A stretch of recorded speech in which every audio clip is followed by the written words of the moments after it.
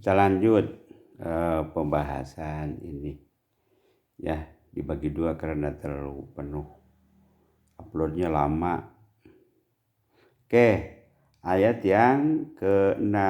Inna nasyiatal laili hiya asyaddu wat'au aqwamu qila. Bangun pada malam hari itu lebih terkesan pada jiwa. Inna nasyiatal laili hiya asyaddu wat'an. Ya, bangun malam hari itu lebih kuat mengisi jiwa. Gitu. Dan bacaan yang dibaca pada malam hari itu lebih terkesan. Ya, tasyaddu wat'au aqwamu qila. Oke. Jadi saat hening, saat jumplang-jempling itu pada malam hari itu lebih mengisi kepada jiwa karena orang lain sedang dalam keadaan tidur nyenyak. Itu malah dalam teknologi komunikasi juga kalau kita ingin berkomunikasi menggunakan telepon itu pada malam hari itu WA oge-nya ka bapak ngan ulah ngaganggu.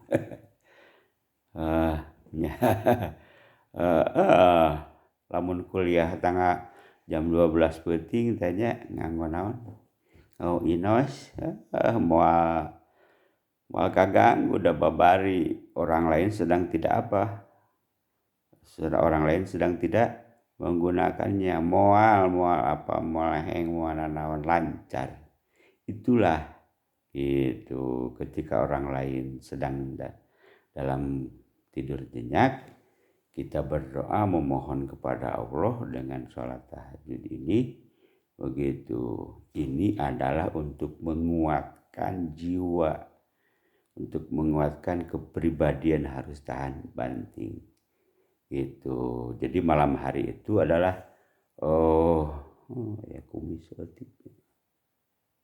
baik.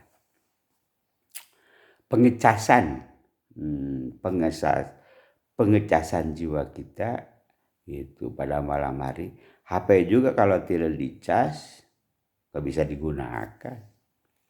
Gitu. Ya kita juga di dalam kehidupan ini kalau jiwa kita tidak dicas gitu, maka kosonglah jiwa ini apanya, tidak punya kekuatan apa-apa karena tidak pernah dicas. Mulailah sekarang.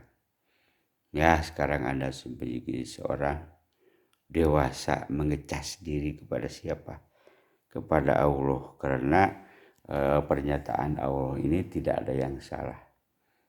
Ayat janji Allah yang bohong kan tidak ada. Oleh karena itu kata Allah, inna nasyiatal laili hiya asyaddu wat'au wa aqwamu qila. Bangun pada malam hari itu lebih terkesan pada jiwa. Dan bacaannya bacaan Al-Quran, bacaan doa, itu ya. Oke, kenapa harus pada malam hari kita bertahajud ini? Itu untuk mengecas diri.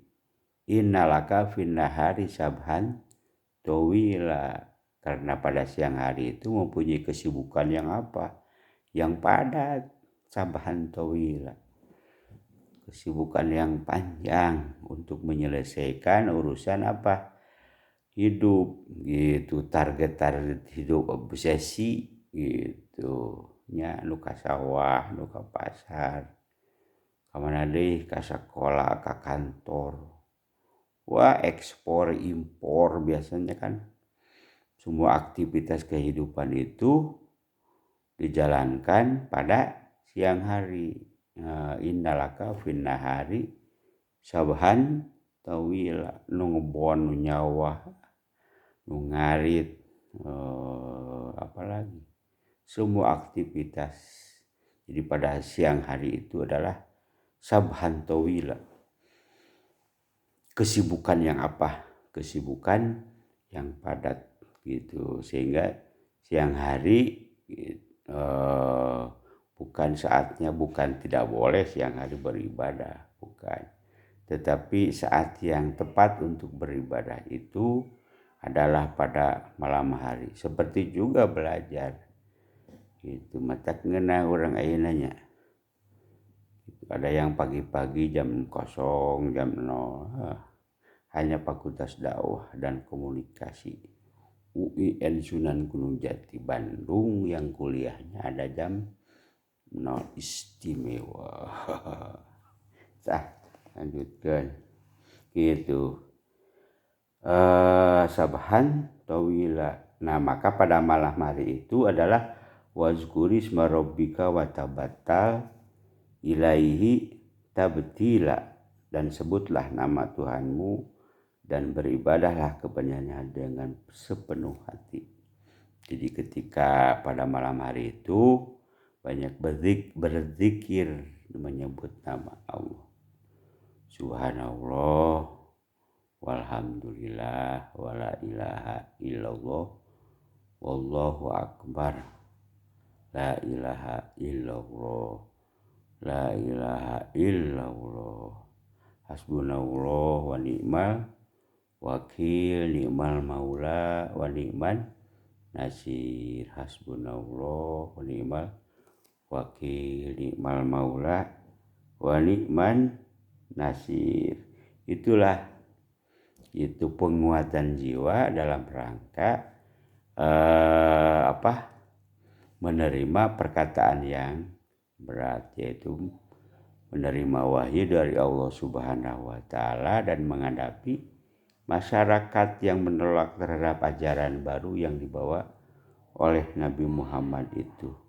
Watabatal ilaihi tabtila, dan beribadah kepadanya dengan sepenuh hati, tidak asal-asalan. Itu demikianlah malaikat Jibril menguatkan kepada kepribadian Nabi Muhammad. Gitu. Kalau kemarin pada surat yang kedua, malaikat Jibril menyuruh dakwah yang pertama, ternyata Nabi Muhammad belum kuat secara mental. Itu ketika awal-awal kenabian. Nah, Allah memberikan ilmu yang tidak melalui satu proses belajar, inilah itu yang disebut dengan apa? Wahyu. Ilmu itu tidak hanya masalah katakanlah berhitung, ilmu untuk mengisi jiwa ini juga lah ya sebuah ilmu yang Allah memberikannya tidak harus melalui satu proses eksperimen manusia. Inilah makna dari apa yang sudah kita bahas pada pertemuan yang kedua, bahwa turunnya Al-Quran ini adalah khairum min alfi inna anzalna fi lailatul qadr khairum min alfi kemarin. Bapak. Inna anzalnahu fi lailatul qadr khairum min alfi syahrin. Jadi turunnya Al-Quran itu adalah khairum min alfi syahrin, lebih baik nilainya dibanding dengan 1000 bulan. 1000 bulan itu waktu yang tak terhitung lamanya gitu. Makna secara bebas itu 80 tahun atau 1 abad itu artinya waktu yang tak terhitung lamanya. Bila pencarian ilmu itu dibanding dengan proses belajar, lila menang proses diajar mah. Dan nilai kebenarannya juga kan nisbi da eta mah coba-coba menangin jelema maka ilmu gitu. Nah, sekarang wahyu itu adalah ilmu dari Allah yang tidak melalui satu proses belajar. Jadi perbandingan kecepatannya itu adalah waktu yang sangat lama. Coba dan coba lagi kalau belajar melalui satu proses Kalau ilmu dengan hasil proses belajar, dan nilai kebenarannya juga adalah nisbi. Itu ieu mah wahyu, pemberian dari siapa? Allah. Talamun hayang kuat jiwa gitu. Teu ceehan, teu punungan, naon deui. Ya, kuat jiwanya maka bangun pada malam hari. Ini ilmu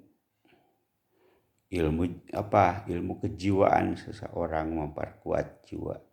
Nah, nanti Anda yang kuliah di BKI itu akan membahas tentang ilmu-ilmu jiwa. Kadangnya jadi naon? Jadi punya penyakit jiwa. Hah, hah, hah. Karena keahlian Anda adalah nantinya BKI itu bisa menolong hati seseorang. Menolong hati tamaraneh tah. BKI, bimbingan konseling Islam. Nah, inilah ilmu yang tidak melalui satu proses belajar yang dianugerahkan Allah kepada Nabi Muhammad untuk kepribadian jiwa Nabi Muhammad dalam menghadapi